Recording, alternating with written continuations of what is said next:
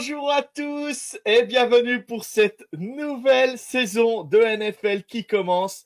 Et j'accueille donc pour cette nouvelle preview, la toute première de la saison, l'équipe de Saints France. Tout de suite, je vais vous le mettre en petite bannière.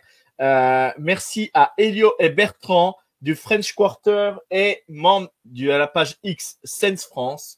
Donc là, on est vraiment au cœur. Voilà, je vous ai spoilé tout de suite de la franchise des Saints. On va tout de suite à la Nouvelle-Orléans. Déjà, comment vas-tu Bertrand? Merci d'avoir accepté l'invitation et de faire cette preview avec nous. Eh ben, merci de nous avoir invités et de m'avoir invité. Écoute, tout va très bien. Je suis content de te rejoindre pour parler de nos Saints et de faire une petite preview et de parler de ce qui s'est passé l'année dernière, de parler de ce qui va potentiellement se passer l'année prochaine ou ce qu'on espère. Donc, très content et content d'en parler pendant cette petite période un peu molle, on va dire, de la NFL et en attendant le début des camps. Exactement, c'est la période creuse, mais la période creuse va vite. Déjà dans un mois et demi, 2 mois, là, ça y est, là, un mois et demi, on sera déjà très proche et la saison sera pas loin d'être lancée. Et on accueille un membre que vous connaissez très bien, aussi de la communauté Twitter, qui fait beaucoup pour le podcast, que ce soit college football et NFL. On accueille Elio. Bonjour Elio, comment tu vas? Salut Jo, salut tout le monde, merci encore de nous réinviter cette année et puis très content de pouvoir partager cet épisode avec Bertrand parce que c'est vrai, souvent quand les membres de Saints France sont invités ailleurs, ça a tendance à être moi et John et on voit pas souvent Bébert qui reste Le plus beau pourtant, le plus beau. en plus, mais c'est vrai, on t'a vu lors du live de The Trick Play pendant la draft vite fait, mais les gens connaissent ta voix principalement grâce au podcast, mais ils ne te voient pas visuellement, donc c'est une excellente occasion. Merci à vous, la team du FootUS de A à Z, de nous avoir invités tous les deux. Mais c'est un réel plaisir. Donc, on est reparti cette saison pour 32 previews avec 32 invités, membres de franchise. Voilà, c'est vraiment le concept chez nous. On adore faire ça et moi, j'adore le faire. Ça lance la saison, ça lance tout de suite. On va pouvoir parler. Voilà, on se remet dedans et on s'approche de la saison et c'est vraiment cool parce que le college football et la NFL vont venir rapidement et ça met de bonne humeur. Donc, on est parti. Je lance tout de suite la trame. Donc, on va faire un retour vite fait sur la saison précédente. Comment s'est passée la saison, comment vous l'avez vécu vous en tant que fan. Et moi, en tant que passionné NFL, vous savez que je rate pas beaucoup de matchs, donc je regarde vraiment tout le monde. Même la nuit, je me réveille. Même pour un match des Saints, je suis capable de me réveiller la nuit. Donc voilà, faut le savoir. Et on fera aussi un point sur la free agency, la draft. Vous commencez à connaître le concept, puisque ça fait 3 ans qu'on le fait maintenant. La saison donc 2024, estimation du bilan plus les belles affiches. Et après, on fera le petit instant promo pour votre page Twitter et aussi sur les autres réseaux sociaux si vous êtes sur d'autres réseaux sociaux. Et aussi, on fera votre pub pour votre podcast. Voilà. Donc, on est parti tout de suite. On se lance. Eh ben, moi qui étais un grand convaincu des Saints la saison dernière avec un calendrier assez pour moi prenable.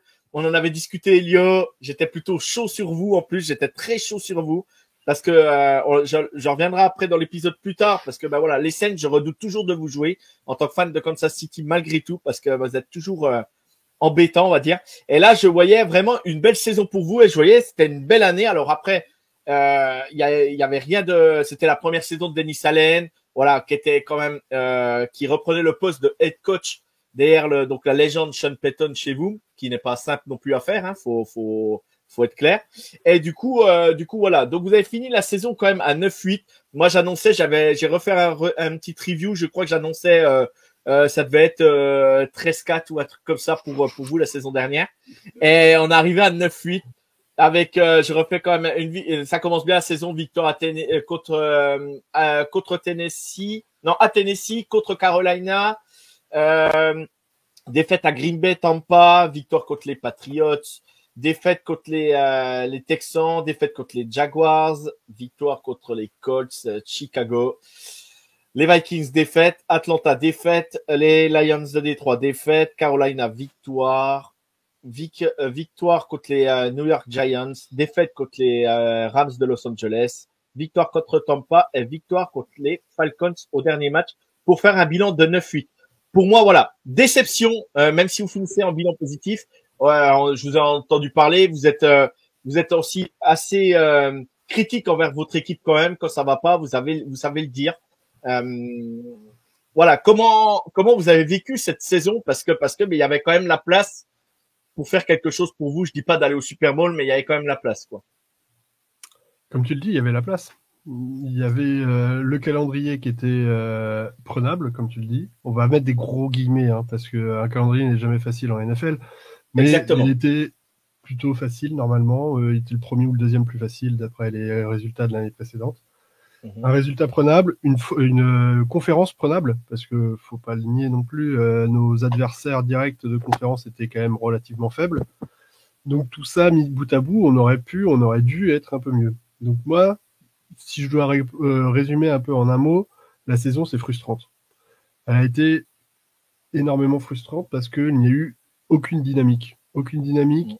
Comme tu l'as annoncé, là, tu as refait un peu le score.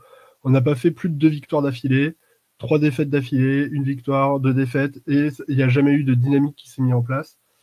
Et si on en parle aussi très rapidement, et je repasserai la main, mais voilà.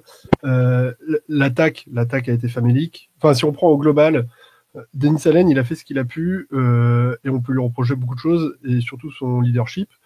Mais là-dedans, il a eu un de ses côtés une partie de son équipe dans laquelle il n'est pas spécialiste, qui est l'attaque, il a été mauvais. Ça a été nul, ça a été famélique, et il n'y a pas eu de changement qui a été fait au fur et à mesure de la saison. On est resté jusqu'au bout avec Carmichael à faire une bouillie d'attaque. Et donc, ça a été une purge, un peu comme l'équipe de France en ce moment de football. Hein. C'est un peu une purge en attaque à regarder, quoi.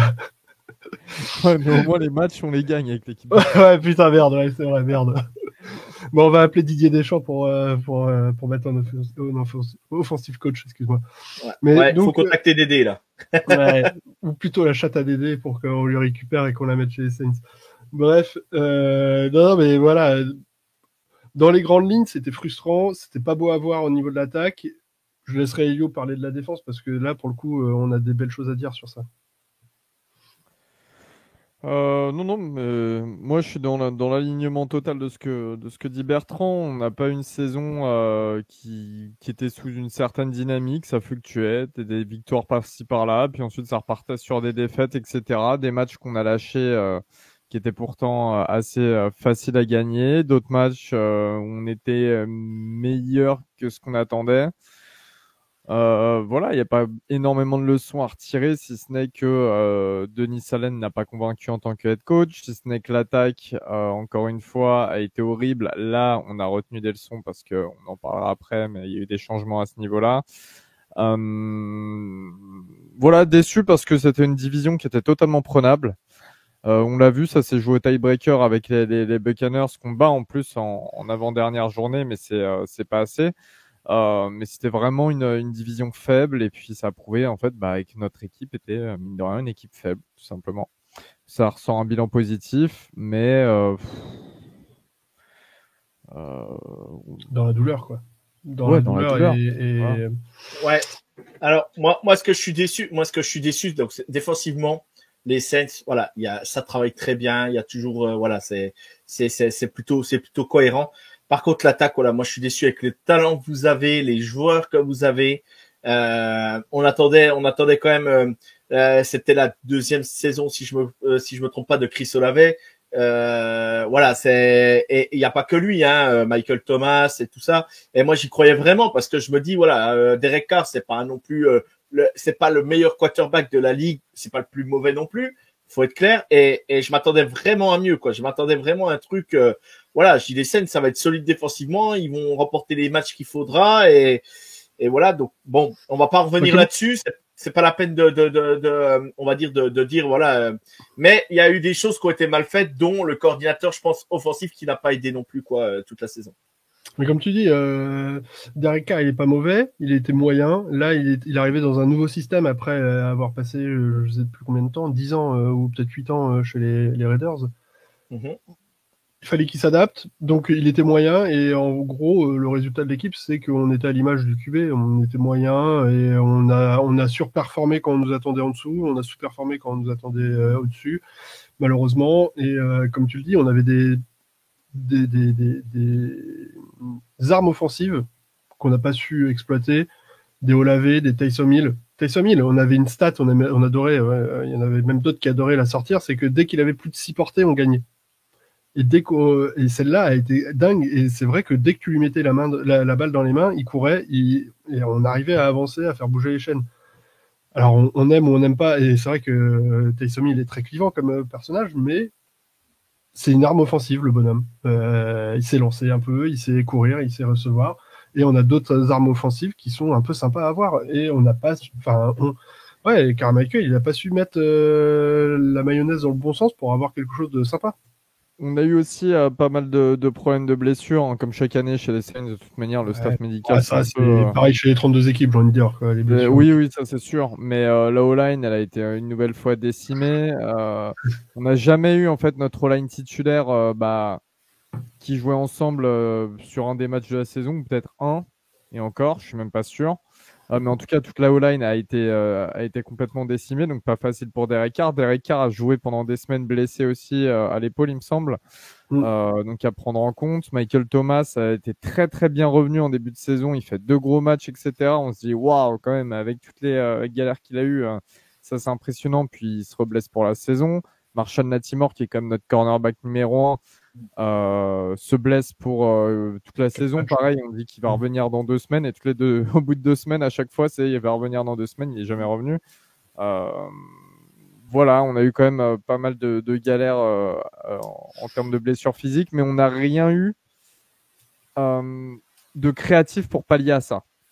Et c'est peut-être ça qui nous a fait, c'est même pas peut-être, c'est ça qui nous a réellement fait défaut pour aller gagner ce match de plus qui nous aurait fait remporter la division. Non, mais clairement. Juste pour parler, on a un peu tapé là sur l'attaque, mais après notre défense, on a parlé quand même de notre défense aérienne. Alors je ne sais plus à quel rang elle a fini en termes de stats, mais je crois qu'elle était quand même dans le top 5, 6, 7, on va dire. Elle a été très solide. On a quand même une paire de corners qui est très bonne, même une triplette de corners qui est quand même pas dégueu. Des safeties qui sont bons. Là, et depuis quelques années, depuis que Dennis Allen il est là, notre défense aérienne elle est quand même toujours très solide. Là bien sûr.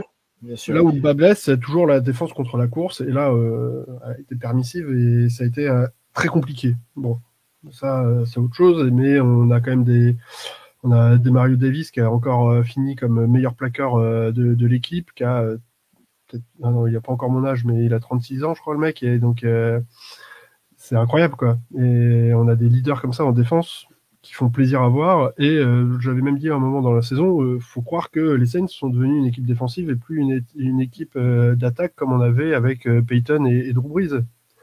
Ça fait un peu mal, c'est dur pour l'ego, mais voilà, c'est devenu une équipe plus défensive. Bon, on verra en 2024-2025, mais en tout cas 2024 c'était comme ça.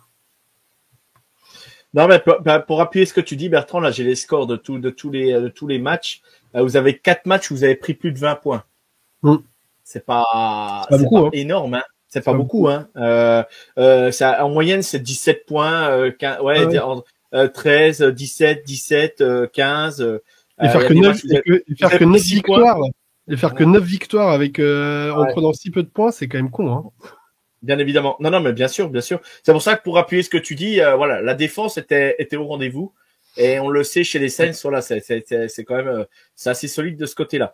Bref, voilà, on a résumé un peu la saison dernière, et voilà, que de regrets, on va dire, sur cette saison.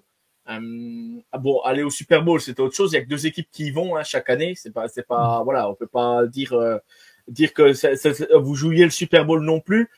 Mais aller jouer les playoffs, c'était pas voilà, c'était à la portée, voilà, c'était à la portée, quoi, à la portée de pouvoir jouer ces playoffs.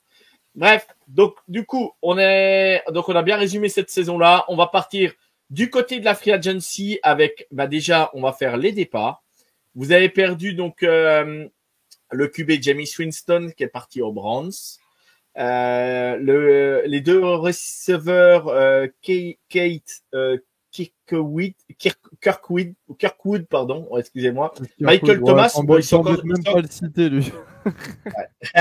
Michael Thomas, en sachant que ben voilà, ils ont encore pas retrouvé d'équipe. Hein. Là, j'ai pris les départs qui étaient annoncés sur NFL Network aujourd'hui. Hein. Le tight end Jimmy Graham, l'offensive tackle Cameron Irving, l'offensive tackle Andrews Pitt aux Raiders, Max Garcia le guard, le defensive line Malcolm Rock aux Broncos, le linebacker Zach Bone aux Eagles, le cornerback Lonnie Johnson aux Texans, l'autre cornerback Isaac Yadom aux 49ers, si je me trompe pas, le safety Marcus May aux Dolphins et le defensive back Hugo Amadi, qui n'a encore pas retrouvé, qui est toujours free agent. Pour vous, sur cette liste, qui c'est que vous regrettez principalement ou personne? Dites-moi. Moi, Isaac Yadom, très clairement, qui a fait le boulot, alors que c'était totalement inattendu, hein, qui se mette dans un rôle aussi important, mais suite à la blessure de Marshawn Lattimore, on l'a beaucoup plus eu sur le terrain, mais il a largement fait le boulot. C'était un très bon cornerback de remplacement, j'ai envie de dire, d'urgence. Et je pense que les Niners, c'est une équipe maligne de toute manière. Hein. Les mecs, ils ont une certaine vision du football. Et aller le récupérer, c'est très bien pour eux parce qu'on sait qu'ils avaient des problèmes, notamment chez les DB. Voilà, pour moi, Isaac Adams, c'est clairement la plus grosse perte sur cette free agency. Après, la plus grosse perte, j'ai envie de dire, sentimentale, c'est Michael Thomas parce qu'on a vécu énormément de choses avec lui, etc. Même si ça s'est quand même mal terminé et qu'au bout d'un moment, il fallait que ça se termine. Mais voilà, si c'est sur le plan du terrain, Isaac Adams, autrement, sentimentalement, Big Mike Thomas, bien évidemment. Et toi, Bertrand? Ouais, je suis à peu près sur le même style. Il y avait Michael Roach aussi au milieu de la ligne qui était dans la rotation de nos D-line. Je comprends après qu'on le laisse partir, pardon, parce que à la vue des résultats de la défense contre la course, c'était pas terrible. Je pense qu'on pouvait trouver mieux. Après, il faisait partie du crew de la D-line qui était. Ouais, ça faisait un petit moment qu'il était là. On l'avait récupéré en undrafted free agent de mémoire il y a quelques années. Après, oui, après c'est beaucoup de seconds couteaux qui sont partis. Cameron Irving, non, c'est pas spécialement chez vous, non, c'est jamais trop imposé, hein. Je crois qu'il a fait une dizaine de snaps en tout et pour tout sur la ligne quand il a remplacé, quand on était tout blessé à la fin là et qu'il fallait un left tackle d'urgence. Mais non, allez, même Jameis Winston aussi pour le côté sentimental. Voilà, il a jamais percé chez nous, mais c'était quelqu'un dans le vestiaire qui était important. Il avait cette aura, il avait ce leadership, il avait ce côté fédérateur qui était intéressant dans le vestiaire. Il était suivi. Et allez, c'est même lui qui a donné le dernier touchdown à Jamal Williams sur le dernier match, sur une formation comment on appelle les formations où on met le genou à terre là. Victory Formation. Victory Formation. Et au final, il a filé à Jamal Williams pour qu'il aille marquer au moins son touchdown dans l'année, ce qui a permis de mettre encore plus la haine chez les Falcons. Donc c'est parfait. Et donc voilà, un petit mot pour ce bon Jameis Winston. Ok. ok. Bon, bah très bien. Maintenant, on va partir sur les arrivées, parce que s'il y a des départs, il y a des arrivées. Donc, je vais faire assez vite et vous allez me dire lequel dans cette liste vous hype, on va dire. Donc, vous avez deux QB que vous avez pris, Kellen Mond et Nathan Peterman. Hype. Non, je rigole. Le wide receiver Ekanumeu Saint-Brown, Cedric Wilson, le fullback Adam Prentice, le edge Chase Young qui a signé pour $13 millions et qui venait des Raiders, des Niners, je veux dire. Grosse hype là. On va dire que c'est la plus grosse signature, donc là, ouais, grosse hype. Il y a le linebacker de Mario Davis aussi qui a signé chez vous. On a Willie Gay, cher à mon cœur, qui a signé. De Mario, il avait signé en free agency, c'est vrai, mais il y a quand même quelques années. Ouais, De Mario exact. Davis. Je vous ai trompé, Mario tu voulais Davis, dire ça Willie fait- Gay de base. Ouais, De Mario Davis, Mais ça fait au moins 8. Bah là, ils ont mis Damario Davis a accepté un nouveau contrat de 2 ans. Ah Voilà. oui, donc Ah, ouais, il c'est la est- prolongation d'accord. avec. Et quand Ouais, j'y d'accord. arrivé, il y a les nouveaux contrats aussi dedans, pardon. Hein. Oui, ok, Excusez-moi. ok. Donc Willie Gay, hein, qui est cher à mon cœur, Kellen Hudson, les safety Will Harris, Jonathan Abraham et le safety aussi cher à mon cœur, Tyron Matthews, qui a re-signé un nouveau contrat d'une valeur de 13 millions 75 exactement, avec 10 millions de dollars garantis. Voilà, et le kicker Charlie Smith. Qui a signé aussi chez vous apparemment, qui était C'est free agent. irlandais, c'est un ancien joueur de C'est football ça. gaélique. Voilà. C'est ça. Donc là, ça va kicker fort. Donc dans ses arrivées, même sur le côté de Mario Davis qui est là depuis un moment mais qui a re-signé, ou Tyron Matthews qui est le petit enfant du pays, on va dire. Qu'est-ce qui vous hype sur vraiment sur ses arrivées? Je comprends que Chase Young ça peut hyper. Dites-moi un peu ce que vous en pensez de toute la vie, les gars. Ouais, moi, Chase Young, ça me hype parce qu'on a quand même fait pas une très belle année en termes de pass rush et de sacs l'année dernière. On a un Cameron Jordan qui est toujours là en termes de leadership et de vestiaire, mais clairement, il a pris un petit coup de mou l'année dernière. On va voir cette année s'il reprend un peu le dessus, mais bon, les années passent, ça va pas jouer en sa faveur. On a des joueurs qui peinent à éclater, comme des Isaiah Foskey. Bon, il va rentrer dans sa deuxième année. Peyton Turner, bon, c'est peut-être un gros bust au final. Et des gens qui se blessent. Donc au final, on n'a plus que Carl Granderson, un undrafted free agent qui est notre meilleur sacker. Donc de voir un mec premier tour arriver pour un an, on casse pas trop la tirelire, ça peut faire quelque chose. Maintenant, on va croiser les doigts qu'ils finissent pas à l'infirmerie au bout du premier match, quoi. C'est surtout ça. Oui, et son côté fainéantise qui soit un peu voilà. J'espère qu'il aura vraiment envie de jouer quoi ce coup-ci. On espère. D'après, en pré-saison, tout est beau, tout le monde tout le monde est le meilleur. Il avait l'air de kiffer un peu la ville, l'ambiance, le vestiaire, etc. Bon, je pense que à part 99% des joueurs le disent, donc bon, on verra après. Après, voilà, l'ossature des Saints, tout, ça peut lui plaire aussi. Voilà, Ah ouais. ça peut plaire et voilà, faut être clair. Hein, des fois, il y a des joueurs, hein, ils se plaisent pas à certains endroits, puis ils arrivent ailleurs et puis c'est autre chose, quoi. Hein, et c'est Ah ouais, totalement. bon. Parce qu'au Niners, il a pas été ridicule non plus. Hein, il va au Super Bowl parce que bon, il y avait pas que lui, hein, mais il a aidé quand même un petit peu malgré tout. Hein, il a donné quand il est arrivé là-bas, il a encore renforcé un peu plus leur défense. Donc Ouais, voilà. je pense que c'est pour ça que moi je trouve que c'est un bon ajout, il le fallait parce qu'en plus on a Tanok Passagnon là qui se blesse en pré-saison, il se pète le talon d'Achille, donc ça nous fait quand même encore un joueur en moins alors qu'on avait une escouade un peu limite. Donc ça, pour moi, c'est un peu le gros ajout. J'avoue, je mise beaucoup là-dessus, mais on verra avec. J'espère aussi que le joueur de deuxième année, là, Isaiah Foskey, puisse avoir un peu plus de temps de jeu et qu'il se développe un peu et qu'il apporte dans la rotation au niveau des edges. Ouais, Isaiah Foskey qui était de Notre-Dame, hein, si je me trompe pas, c'est ça. C'est ça, ouais. Ouais, c'est ça. Moi, je vais laisser Elio répondre sur ça parce que je suis pas sûr. Et toi, Elio, qu'est-ce qui te hype là sur ces arrivées là? Encore une fois, il y a le cœur et la raison. Le cœur, c'est Chase Young, évidemment, parce que je suis un énorme fan de lui depuis qu'il était à la fac à Ohio State. C'est un mec qui vient du Maryland en plus, d'un lycée que je connais, etc. Bref, t'as tout ce truc-là, mais c'est surtout un gars qui était voué à devenir un des meilleurs defensive ends de la décennie, voire des 20 dernières années. Après, on connaît, il est arrivé dans un contexte à Washington. Une fois que tu te blesses, la médecine là-bas, c'est assez bizarre. On va dire ça comme ça. Donc, il a eu du mal à se remettre de ses blessures. Ensuite, quand ça allait un petit peu mieux, il a été trade à San Francisco avec beaucoup de pression et tout. C'est vrai qu'il y avait quelques petits côtés un peu feignants, etc. Mais est-ce que là, le fait que il signe une sorte de private deal, un contrat où il doit prouver, où il va gagner de l'argent que s'il joue bien, en fait, et s'il joue, ça va pas le pousser encore plus. Voilà, c'est un gars qui a une bonne mentalité, il est quand même réputé pour être clean en dehors des terrains et tout, et être un mec sympa.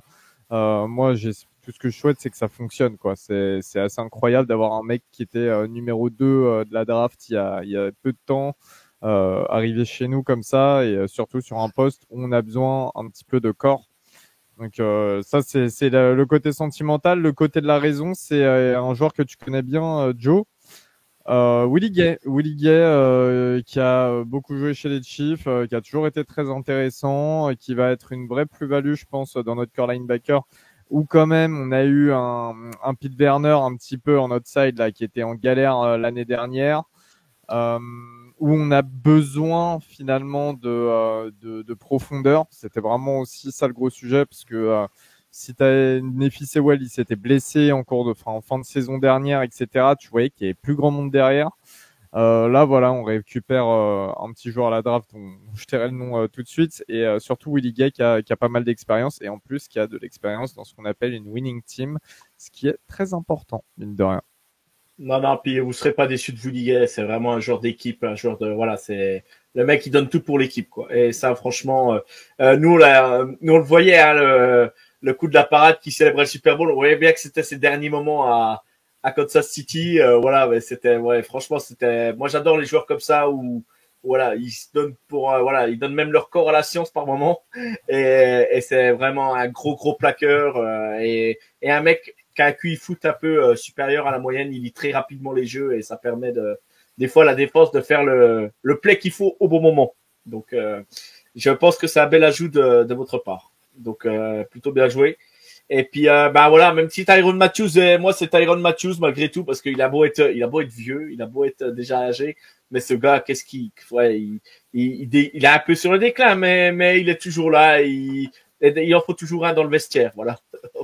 Non, alors, par contre, ouais, je prenais en compte que les free agents, parce que là, si tu veux parler des prolongations en plus, rien que prolonger de Mario Davis, qui de toute manière, enfin, Davis et Mathieu, là, ils ont signé des contrats qui annoncent fin de carrière chez les Saints, normalement. Exact. Voilà, si ça respecte le contrat, en gros, c'est ça. Juste de Mario, qui pour moi a été le flambeau, a récupéré le flambeau de Drew Brees en termes de leadership et en termes d'importance dans l'équipe et pour la franchise et la ville. C'est juste, voilà. Encore une fois, je sais plus combien il a quoi. Il a peut-être 35 ans. Je vais vous dire ça. Ouais, il a 35 ans. Le niveau avec lequel il jouait la saison dernière encore, tu te dis c'est impossible que ce type. C'est impressionnant. Ouais. Bien sûr. Impressionnant. Il a le N'Golo Kanté de la NFL. Non, puis c'est des joueurs puis c'est des joueurs qui prennent énormément de coups, quoi. Les linebackers, c'est pas ceux qui vont le moins au charbon, quoi. Hein. Faut être clair. Hein. Je l'ai rarement vu blessé, un peu comme à la Cameron Jordan, rarement blessé, toujours là. Et le mec, toujours, il rate pas les mini-camps, il rate pas les entraînements, il rate rien. Il est toujours là, toujours au charbon. Et en plus, ça a pas l'air d'être un cassos, le type. Ah, au contraire, donc, justement. Voilà, c'est ça, c'est au contraire. Et donc, vraiment, l'exemple à suivre en NFL. Et il aurait pu demander un dernier gros contrat, ouais, aller essayer d'aller voir ailleurs pour un dernier gros contrat, etc. Et c'est même pas énorme, en fait, vis-à-vis du niveau du joueur, c'est vraiment pas énorme ce qu'on lui a filé, quoi. Donc, non, franchement. Non, mais c'est des contrats, voilà, c'est même Tyrann Mathieu, 10 millions garantis, c'est pas, y a pas de. Ouais, en effet, alors 10 millions garantis pour nous, ça serait énorme, hein, on est d'accord. Mais pour eux, c'est pas, voilà, vu ce qu'ils ont déjà brassé, c'est pas grand chose. On va dire ça comme ça. Ouais. On va dire ça comme ça. Bon, très bien. Je pense qu'on était complet sur les départs et les arrivées. On va partir du côté de la draft où là, j'ai vu un Elio stressé comme jamais le soir de la draft. Je l'ai vu réagir au premier pick des Saints avec Kevin, ton collègue de TTP. Et là, je vous ai vu réagir et j'ai vu Elliot en transe.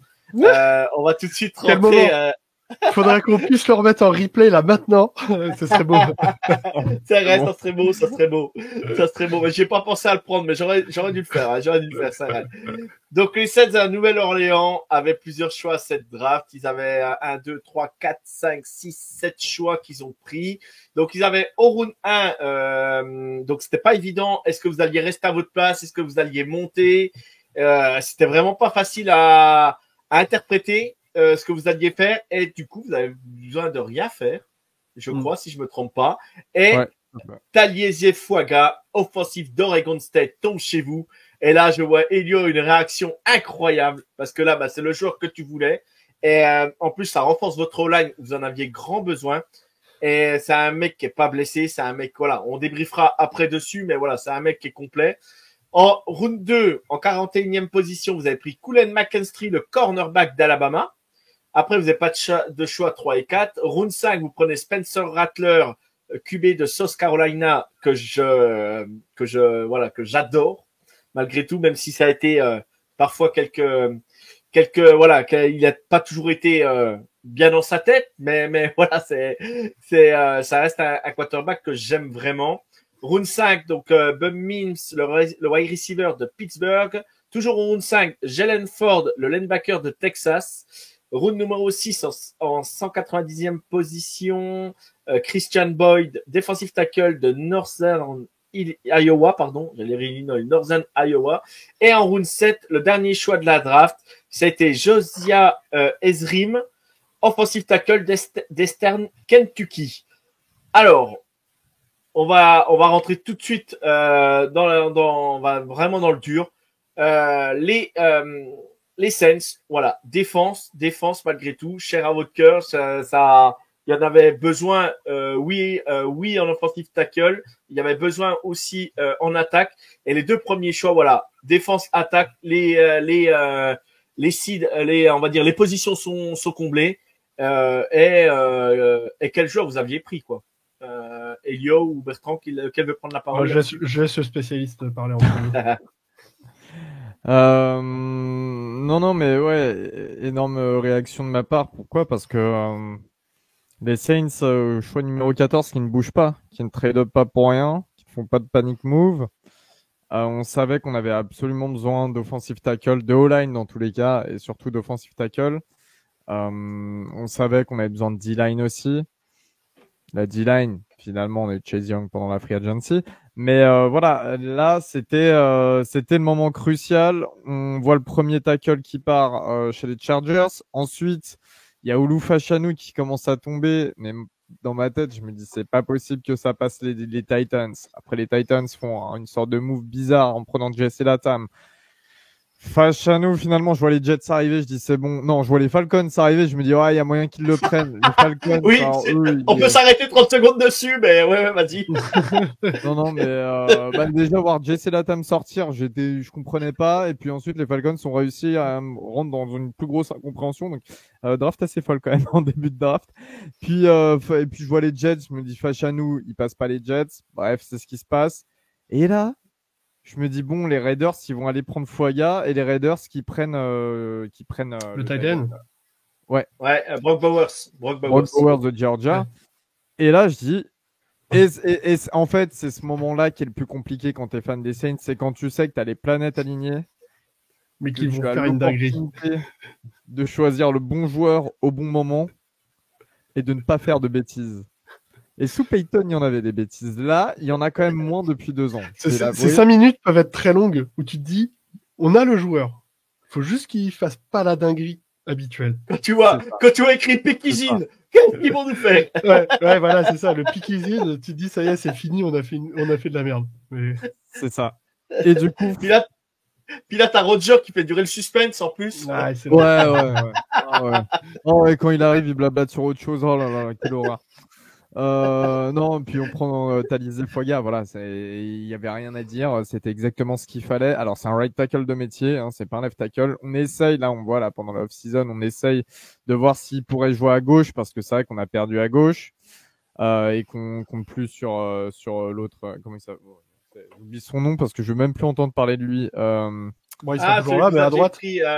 Celui que vous aviez pris la draft il y a 2 ans. Quel gogol, là, purée son nom. J'ai oublié son nom, je dis rien, là. J'ai pas purée, j'ai oublié son nom aussi.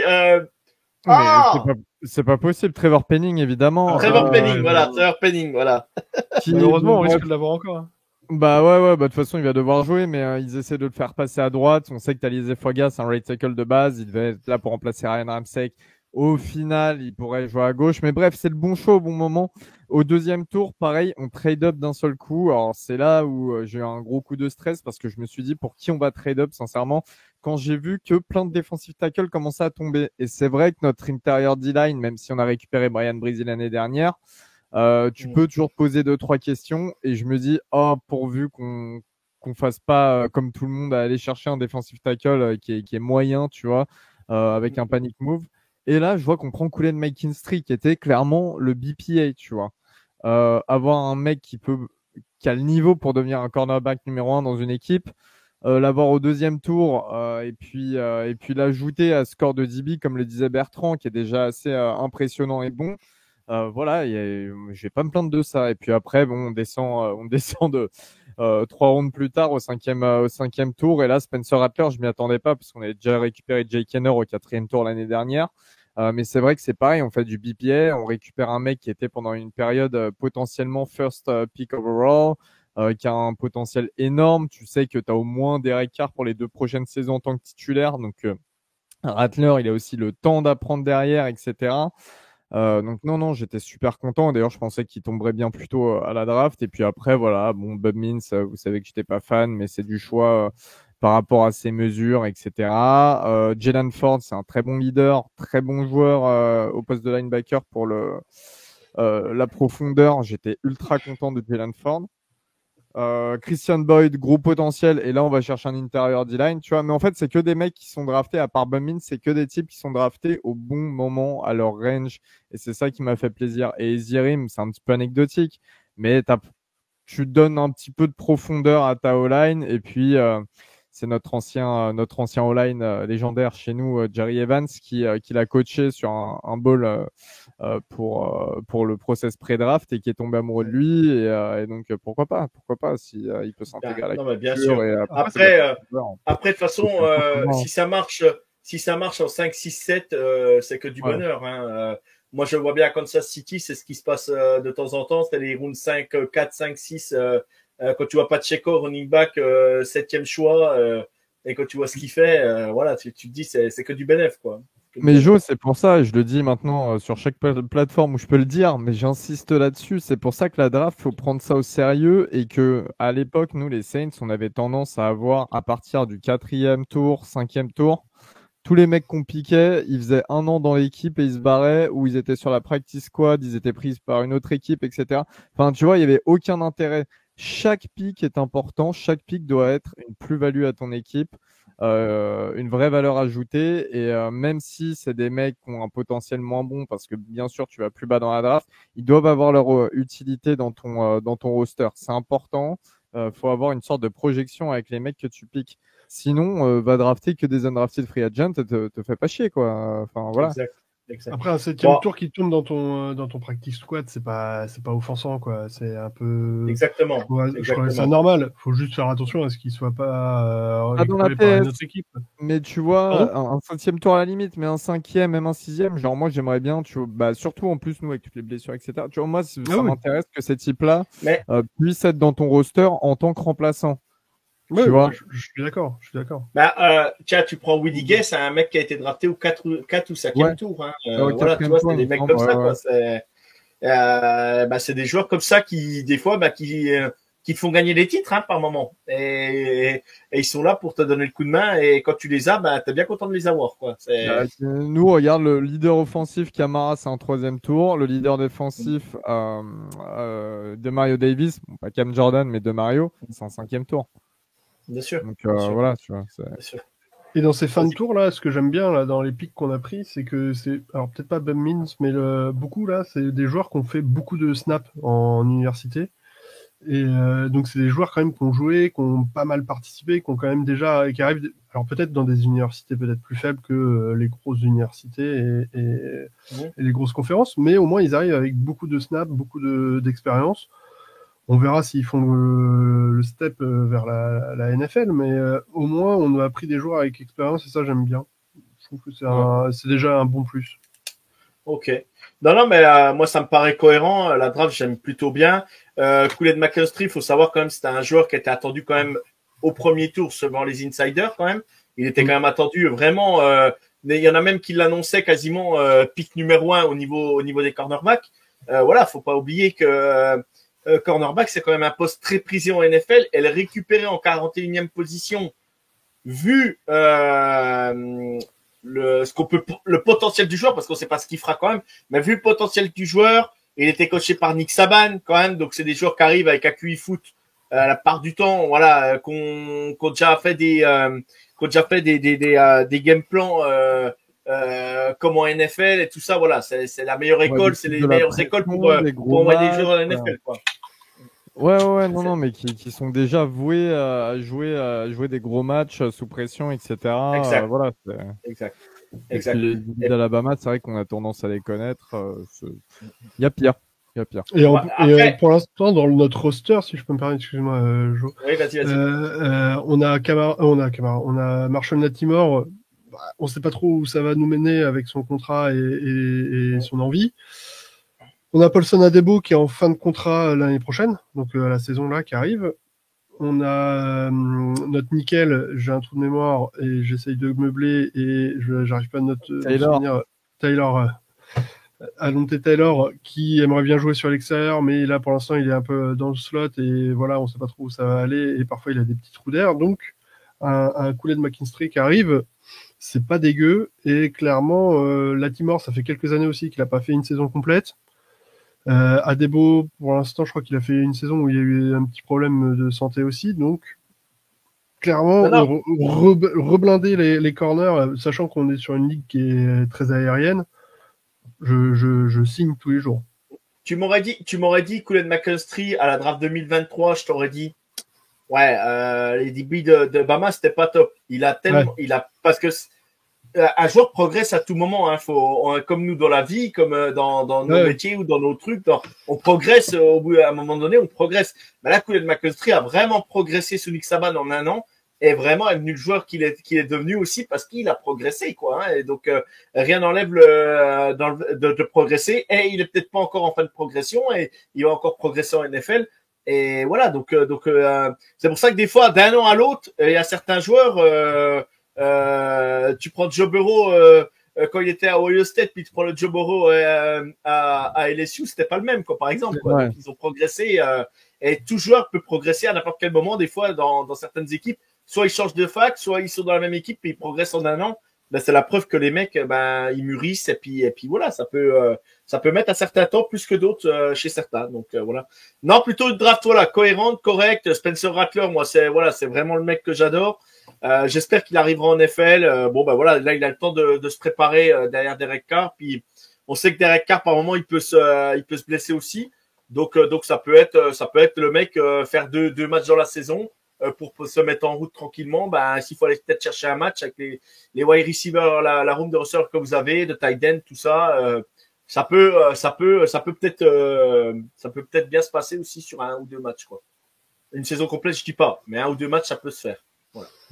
Mais Rattler, moi j'ai bien envie de voir les matchs de pré-saison là où ils font souvent jouer un drive par les titulaires et voir un peu ce qu'il va donner avec tous les remplaçants contre une équipe remplaçante, mais j'ai envie de voir un peu ce qu'il va donner sur le terrain, voir un peu s'il y a la petite étincelle, le petit feu qu'il peut y avoir chez certains QB où tu dis waouh, il y a peut-être quelque chose qui peut être pas mal d'ici un an et avoir un peu de hype et avoir un peu d'espoir pour les années à venir. Sur les QB en pré-saison, c'est qu'il y a souvent une hiérarchie, c'est souvent le QB2 qui va jouer.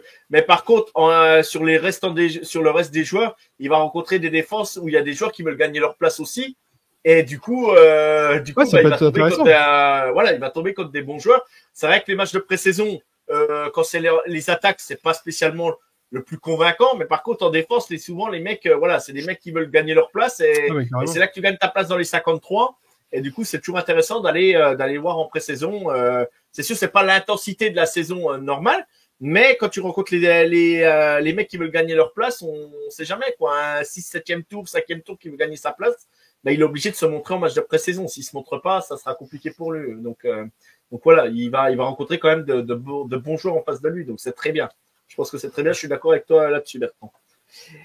Bon, je pense qu'on était complet sur tout ce qui est free agency et draft. On va passer donc au calendrier de la nouvelle saison, en sachant quand même, il y a quand même des choses notables du côté des Saints quand même, au niveau du coaching staff, parce que je crois qu'il y a eu pas mal de changements quand même au sein du coaching staff. Donc il y a une embauche notable, c'est John Benton, si je me trompe pas, qui devient entraîneur de l'offensive line. Je crois qu'il y a un nouveau aussi sur un nouveau du moins un nouveau coach aussi sur les running backs, je crois, si je me trompe pas. Oui, c'est ça, Derek Foster, si je me trompe pas. Andrew Janoko aussi qui sera pour les quarterbacks. Donarius McGee qui sera entraîneur des wide receivers et Kate Williams qui dirigera aussi les wide receivers. Donc voilà. Donc il y a eu quand même de gros changements au sein des coachs. Bertrand, tu connais ça mieux que moi, je pense. Vous connaissez ça mieux que moi en tant que fan des Saints. Qu'est-ce que vous en pensez de ces grands changements au niveau des assistants, on va dire? Alors au niveau des assistants, tout ça vient surtout du fait que on a un nouvel offensive coordinator, Clint Kubiak. Et donc lui, il est arrivé avec sa petite valise de coach et il a dit bon messieurs qui existent, je crois qu'on a quand même, comme tu l'as dit, on a vraiment viré 90% de nos coachs offensifs. Il est arrivé avec son équipe. Il en a gardé quand même quelques-uns de coachs qui étaient là depuis un petit moment. J'aurais pas les noms forcément en tête. Et donc clairement, la saison 2024, on ne parle que de lui, Clint Kubiak, parce que c'est un petit peu le bras droit de Dennis Allen pour cette nouvelle année, où il a les clés du camion sur l'attaque. Clairement, c'est Clint Kubiak qui a les clés du camion, qui doit nous mettre une nouvelle attaque clairement recomposée et refaite avec un nouveau book qui est donc la fameuse, parce que lui, il vient, si les gens ne savent pas, il vient de ce fameux arbre Shanahan. Et il vient du côté des 49ers avec des attaques assez spécifiques de cette conférence, de cette équipe. Et donc on en attend beaucoup de Clint Kubiak et de son groupe de coachs. Je te cache pas, les coachs en eux-mêmes de position, je ne connais pas leur pédigré, j'attends juste qu'ils soient bons. Honnêtement, qui nous mettent le coach O-line, qui nous remettent la O-line à flot. Fouaga qu'on a drafté, qui est spécialiste à droite de tackle offensif droit. S'il nous le met à gauche et qu'il est bon, je signe, moi il n'y a pas de problème. S'il nous met Penning à droite et qu'il est bon, ça me va aussi et je signe. Si on a une ligne offensive qui nous protège Derek Carr et qui peut nous envoyer des petites bombes, il aura gagné son boulot, quoi. Et donc il aura fait ce qu'il fallait. Donc il y a beaucoup d'espoir. Moi j'ai beaucoup d'espoir. C'est ça qui me fait peur, c'est quand je suis hypé, je risque de tomber et ça va faire mal. Mais j'ai beaucoup d'espoir sur cette attaque et sur ce qu'il va apporter. Et après, il fallait des changements. On n'a aucune certitude, c'est ça le truc. Mais il fallait des changements. Il fallait des changements. Il fallait des gros changements au niveau des Saints. John Benton, voilà, j'avais cherché un petit peu l'info. C'est quand même 33 ans d'expérience en tant que coach O-line, dont 19 en NFL. Il est passé par les Jets, 49ers, Jaguars, Dolphins, Texans et les Rams. Faut savoir quand même qu'il était aux Rams avec Sean McVay. On sait ce que sont les Rams. Pourtant, là, ça fait 2 ans, on leur promet un peu l'enfer et ça fait 2 ans où ils font des saisons plus que correctes même. Plus qu'honorables, clairement, ouais. Et Sean McVay, il a pas l'effectif de certains coachs NFL en ce moment et il fait plutôt du bon boulot. Donc voilà, John Benton, on verra ce que ça donne. Mais c'était quand même notable, je pense, dans la preview, il fallait le dire quand même qu'il y avait eu des gros changements au niveau des coaching staff. Et je trouve, on passe 2 minutes dessus, mais c'est important de le dire, je trouve. Voilà. Je crois que j'avais pas réussi à suivre aussi bien que Elio et John à l'époque on avait parlé en podcast et je sais que c'était John qui avait pas mal suivi au niveau des coachs de position. Et je sais pas si toi, Elio, tu veux en redire un mot là-dessus. Et je m'étais resté sur l'offensive coordinateur parce que c'était un peu le gros move. Mais ouais, on a des beaux noms qui sont arrivés. J'espère juste que ça va cliquer, ça va, comme ils disent, let cook. Avec mon bel accent du Nord.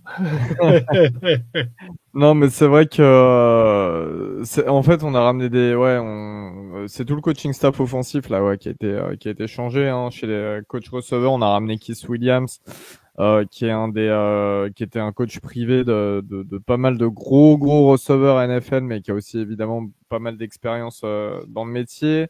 On a ramené Andrew Janoko, le QB coach. Enfin, voilà, il y a quand même pas mal de monde. On a ramené le running back coach des Chargers. Juste pour rappel, il y a un certain Austin Ekeler qui était très bon ces dernières années du côté de Los Angeles. Et pour revenir sur Clint Kubiak, déjà c'est un fils le fils de Gary Kubiak, ancien head coach NFL, etc. Énorme expérience. Donc il vient d'une famille, et ses frères aussi d'ailleurs à Clint Kubiak sont dans le football. Il vient d'une famille, il a grandi là-dedans. Il a toujours occupé des postes offensifs. Il a notamment été QB coach et coordinateur offensif chez les Vikings quand Kirk Cousins était bon là-bas. Il a été chez les Broncos. Il avait un poste d'assistant. C'était la sale année des Broncos, mais la première saison de Wilson. Et à un moment, en fin de saison, les Broncos, ils ont viré leur offensive coordinateur. Ils ont donné les clés à Clint Kubiak. Donc c'est preuve que c'était peut-être lui le plus intelligent dans la room offensive au niveau des coachs.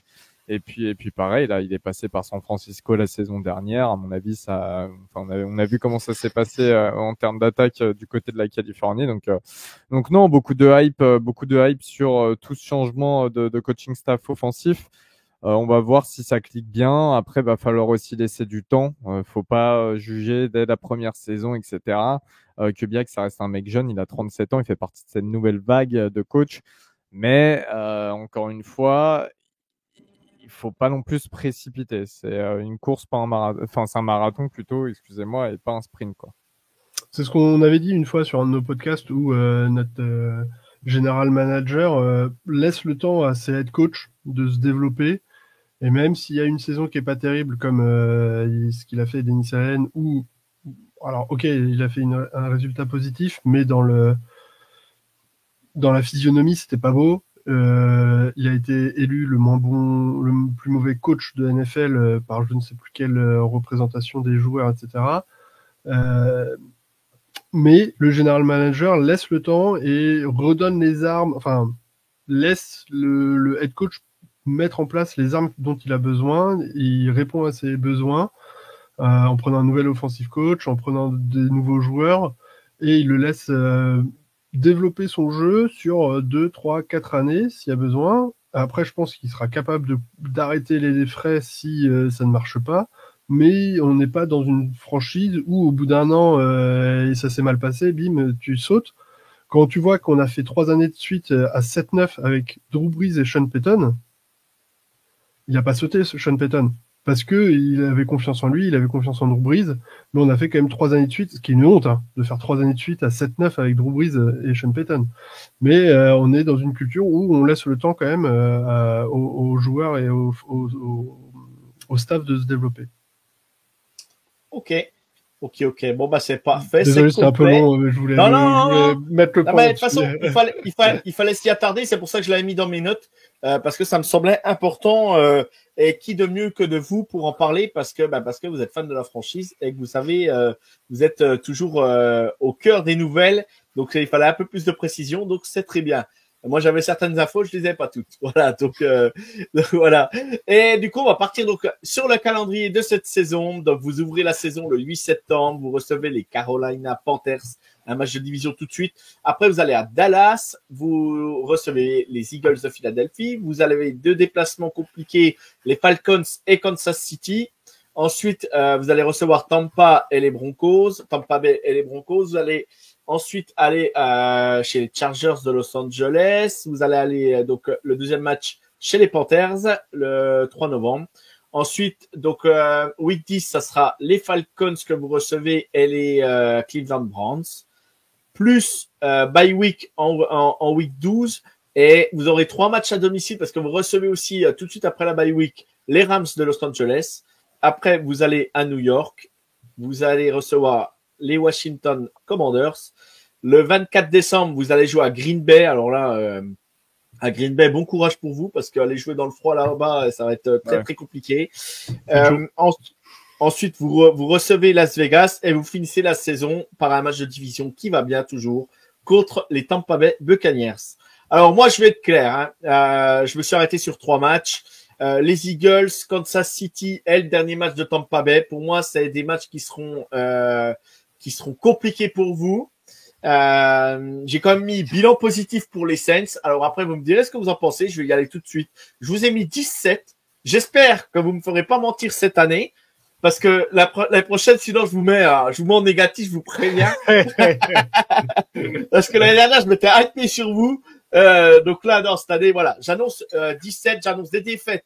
Donc, contre Dallas, contre les Eagles, Kansas City. Une défaite contre les Falcons, parce que c'est un match de division toujours pas simple à jouer. Les Rams qui peuvent être compliqués à jouer. On ne sait jamais, les Rams, des fois, c'est à l'extérieur, c'est pas toujours simple aussi pour eux. On n'y arrive jamais contre les Rams, de toute façon. Ouais, c'est compliqué, voilà. C'est compliqué. J'annonce une défaite à Green Bay parce que voilà, vous jouez dans un dôme, faut le savoir pour ceux qui connaissent pas tout à fait tout encore en NFL. Voilà, vous jouez dans un dôme, eux c'est à l'extérieur au Lambeau Field, au nord-est des États-Unis. Il fait très froid, il peut y avoir de la neige, il peut y avoir pas mal de choses. En plus, vous savez que c'est les périodes de fête de Noël, donc voilà, un match compliqué quand même. Et peut-être voilà la défaite, dernier match, la défaite parce que vous déplacez chez les Buccaneers, qui peuvent être le dernier match de la saison. Voilà, celui-là, il peut faire basculer votre bilan à 11-6 si vous le gagnez là-bas. Voilà, donc dites-moi ce que vous en pensez, dites-moi un peu ce que vous avez comme idée pour la prochaine saison. On a eu exactement ce même résultat quand on a fait l'exercice avec Science France en épisode podcast. On est tous les 4 tombés sur 17, pas avec les mêmes matchs, à peu près les mêmes matchs, mais pas tout à fait. Donc ouais, on est tombé sur 17 parce que on rappelle encore une fois, on a eu l'année dernière un calendrier, on met des gros guillemets facile, et on repart avec un calendrier avec les guillemets toujours facile. On est le 2e ex aequo avec les Falcons en termes de difficulté de calendrier. Après, quand on dit ça, bon, ça veut rien dire, mais on a toujours aussi une conférence qui est ouverte, donc on est censé pouvoir faire quelque chose. Même avec l'arrivée de Kirk Cousins aux Falcons, avec leur armada offensive, il y a toujours moyen d'y arriver. Moi, je suis arrivé aussi à 17, avec, on va dire, optimisme, mais il faut que les certitudes passent. Ça sera toujours une victoire de mieux que par rapport à l'année dernière. Dans la physionomie, on risque d'avoir un début de saison catastrophique parce qu'on a quand même un début de saison où on peut sortir avec une victoire, 3 défaites ou 2 victoires, 3 défaites et ça peut être très très moche. Ouais. Parce qu'on a un enchaînement. Ouais, voilà, on a un enchaînement Dallas, Kansas et je fais de tête et donc je sais plus trop et peut-être les Eagles. Les Eagles. Ouais, voilà. Ouais. Il va pas falloir crier trop vite au feu parce que on est un peu dans le dur, mais ouais, on a un début de saison qui va être très très chaud. Par contre, tu vois, moi j'annonce un rush à partir, tu vois, après Kansas, tu vois, Tampa, Denver, les Chargers, Carolina, Atlanta et les Browns. Voilà, là j'ai annoncé une défaite sur les 1, 2, 3, 4, 5, sur les 6 matchs que là j'ai une défaite. Alors les Browns ou les Falcons, vous choisissez, mais voilà, voilà ce que j'aurais. Je ferais les Browns s'il faut. Non, mais bien sûr, parce que voilà, les Browns ne sont pas dans votre division, je comprends. Voilà. Mais voilà, après, c'est pas un calendrier simple non plus. C'est pas le plus compliqué, mais il est pas simple non plus. Moi alors, ça sera Kansas City, c'est différent. Ça aurait été chez vous, voilà, j'aurais été un peu plus réticent. Mais je sais que vous êtes toujours chiant à jouer. Défensivement, ça met toujours des gros impacts, ça fait mal, ça. C'est rugueux parfois. C'est très très rugueux. On sait qu'en plus Latimore, il aime bien se prendre le chou avec le receveur 1 de l'équipe adverse, mais c'est aussi pour ça que je l'aime bien parce que franchement, c'est un mec, il lâche rien. Donc voilà, 17, moi je pense qu'à 17, vous êtes pas loin de remporter la division. Alors après, en prendre avec des guillemets. Elliot, t'as pas trop attendu. Qu'est-ce que tu nous dis là-dessus, toi? Que je suis d'accord avec Bertrand parce que cette première partie, en fait, cette première moitié de calendrier risque d'être assez compliquée. On risque d'avoir un bilan assez mauvais, sachant que les fans de la Nouvelle-Orléans sont quand même généralement très dans la panique pour rien. ça risque de faire jaser à mort. Mais sur les 5 premiers matchs, quand tu te déplaces à Dallas, que tu reçois les Eagles et que tu te déplaces chez les Chiefs, bah ouais, c'est dur. Le match en 8e semaine du côté de Los Angeles chez les Chargers, ça va être dur aussi. Faut pas l'oublier celui-là. Les gens n'y pensent pas trop, mais il risque d'être compliqué. Donc cette première partie de calendrier va être difficile. C'est sur les stats un des 2 calendriers les plus faciles de NFL. Moi, j'y crois absolument pas parce que t'affrontes Dak Prescott, t'affrontes Jalen Hurts, t'affrontes Kirk Cousins 2 fois dans l'année, t'affrontes Baker Mayfield 2 fois dans l'année, t'affrontes Patrick Mahomes chez lui un jeudi soir, t'affrontes un mec, alors même si, ok, c'est les Panthers, etc., t'affrontes un mec qui a été quand même premier pick l'année dernière, donc tu sais jamais. T'affrontes Jordan Love, t'affrontes Justin Herbert, t'affrontes Deshaun Watson, t'affrontes Matthew Stafford. Voilà pour moi et Jayden Daniels Ouais. qui plus vers la fin de saison quand il sera un petit peu plus en jambes, je suppose aussi. Et nous on a quand même du mal contre les QB double menace, faut pas l'oublier. Donc voilà, tout ça risque quand même d'être assez compliqué. Faut pas se voiler la face. C'est pas le calendrier le plus facile qu'on croit. Et, Euh, et c'est une nouvelle saison, quoi qu'il arrive. Donc les Panthers, on sait pas trop comment ils vont être cette année, ouais, même bien s'ils sûr, ont fait bien un peu sûr. n'importe quoi, un peu free agency ou draft. Les Eagles, on sait pas trop comment ça va faire l'après Jason Kelsey non plus. Il y aura peut-être une adaptation. C'est un match que vous pouvez peut-être c'est chez vous. Voilà, ça peut passer aussi. Kansas City, on sait qu'il lâche toujours un match dans les premières weeks. Ça peut être celui-là, même à Kansas City. Voilà. Et je te dis, bah, il suffit que, en plus, votre coaching staff avec un nouvel élan, un nouveau cahier de jeu, une O-line qui tient la route, pas trop de blessures, ça se goupille bien le début de saison. Voilà. Ça peut aller Je vous le dans un souhaite en tout sens. cas, les gars. Je vous le Ça souhaite. peut Merci. aller Il y a beaucoup de conditions pour y arriver, mais j'espère.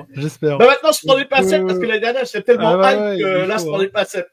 Non, mais moi, tu vois, pareil, je suis à 17 aussi au niveau.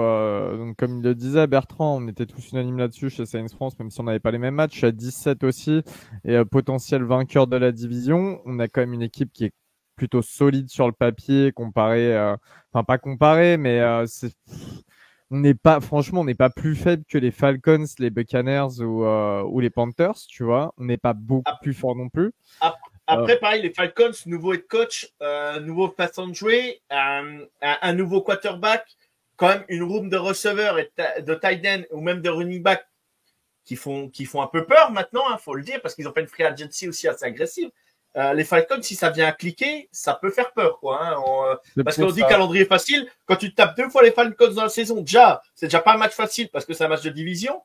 Et en plus derrière là, si leur attaque vient à cliquer, ça peut vraiment être embêtant pour la division, quoi. Faut être clair. Je pense que ça va être split, hein, une victoire, une défaite face à eux. Mais même de toute manière, en règle générale, la NFL, c'est pas facile. Faut se dire la vérité, Exactement. c'est pas facile. Tu peux jamais Exactement. trop prédire certaines choses d'avance. Après, voilà, encore une fois, on n'a pas le pire effectif, loin de là. On a des bons joueurs.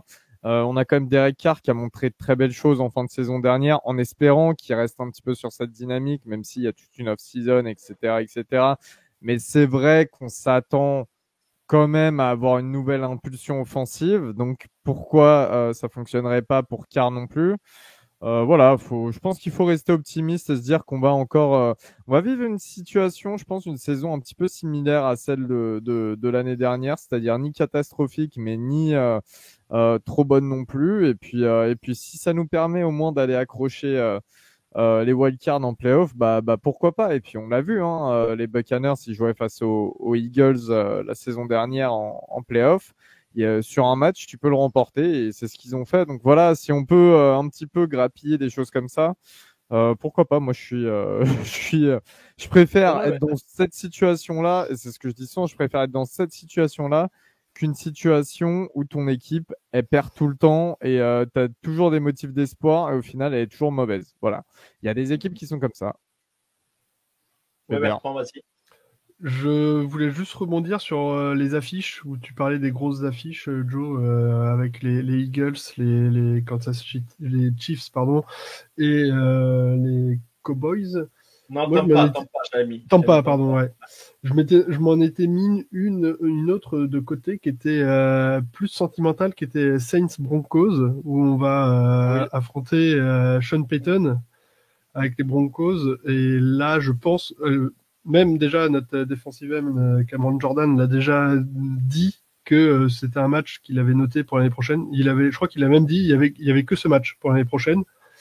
Et je pense qu'il y a beaucoup de joueurs et de coachs qui ont à cœur de mettre ce match dans le calendrier, de mettre une petite croix sur le calendrier là-dessus et de vouloir le gagner, clairement. Puis même ce retour au Dôme et tout à la Nouvelle-Orléans, voilà, c'est un retour quand même, voilà, c'est quand même ça sera un moment clé de la NFL et je pense que ce match même sera c'est un jeudi soir, je crois.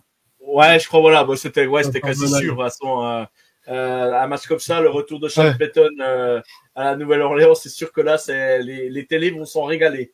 Ah ouais, et je pense que il peut y avoir un peu d'intensité sur ce match-là et un peu de nervosité, je pense. Tu vas vouloir être coquille un peu, Payton, il est comme ça, il a de l'ego et tout, il va vouloir. Ah ouais, mais il a des sur-ego.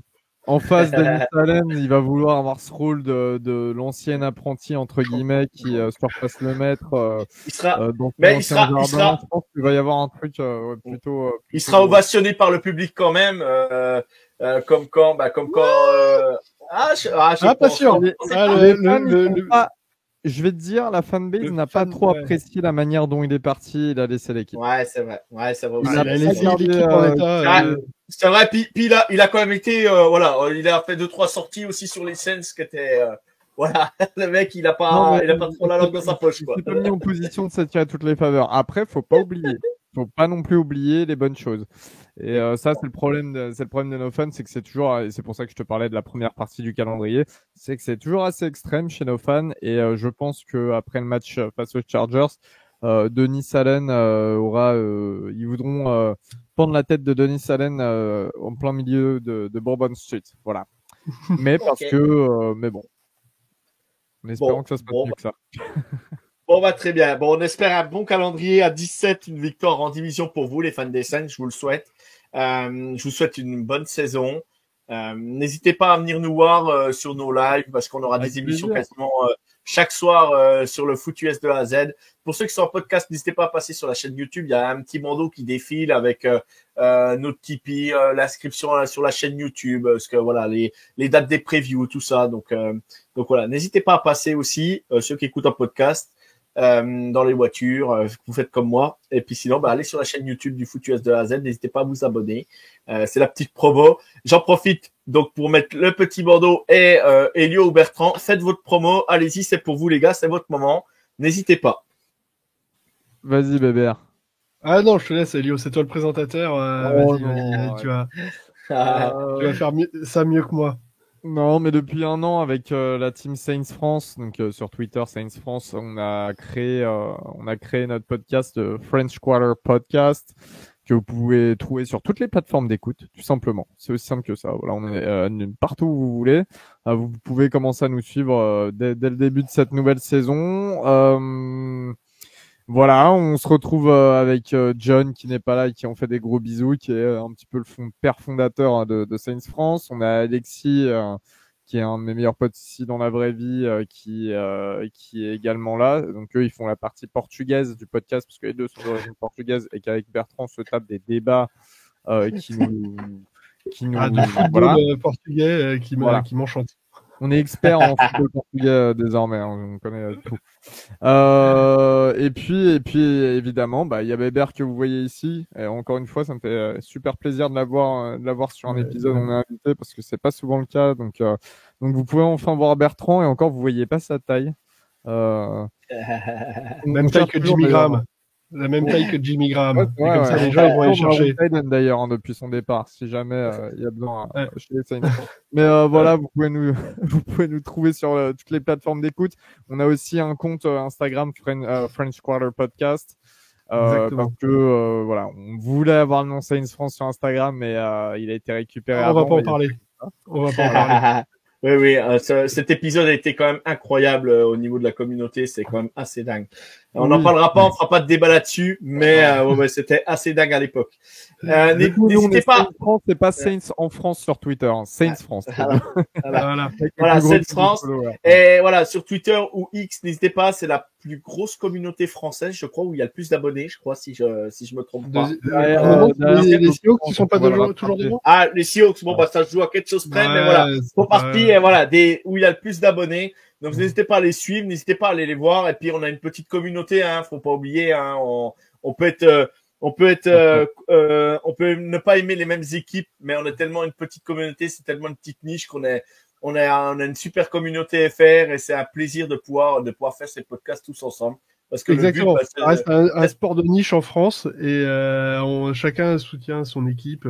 On est des petits Français très loin des États-Unis. Soyons pas trop stupides pour avoir ce supporterisme d'équipe et à devoir être bête et méchant à la fin. On l'a au moment de la saison sur Twitter, ça se chante, c'est très bien, mais ça reste un bon enfant quoi qu'il arrive. Restons second degré surtout et gardons un peu de distance. On va dire que ça reste un jeu et en plus un jeu qui n'est pas dans notre pays. Donc voilà. C'est ça. Le débat, c'est normal, faut jouer avec, mais faut pas aller plus loin.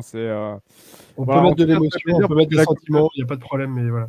C'est ça. Et le nombre de fans grandit quand même en France de plus en plus, vous savez. Donc, on est loin de la communauté NBA entre guillemets, mais on est quand même le second sport américain le plus explosé dans le monde francophone. Donc continuons sur cette lancée. N'hésitez pas à venir donner des coups de main ou échanger avec nous et tout. Faut créer de l'interaction et c'est comme ça que ça se développe. Voilà. Exactement. Alors merci à vous, les membres de Saints France. Merci Elio, merci Bertrand. Merci à toi. Franchement, c'était un plaisir de faire cette première preview avec vous. Donc, n'hésitez pas à les suivre. N'hésitez pas à nous suivre sur la chaîne du Foot US de la Z tout l'été parce que les previews vont arriver. Ça va s'enchaîner. Je vous dis bonne soirée, bonne journée pour ceux qui commencent leur journée. Et je vous dis que Dieu vous garde car moi, j'ai pas le temps. Bonne journée, bonne soirée. Ciao tout le monde.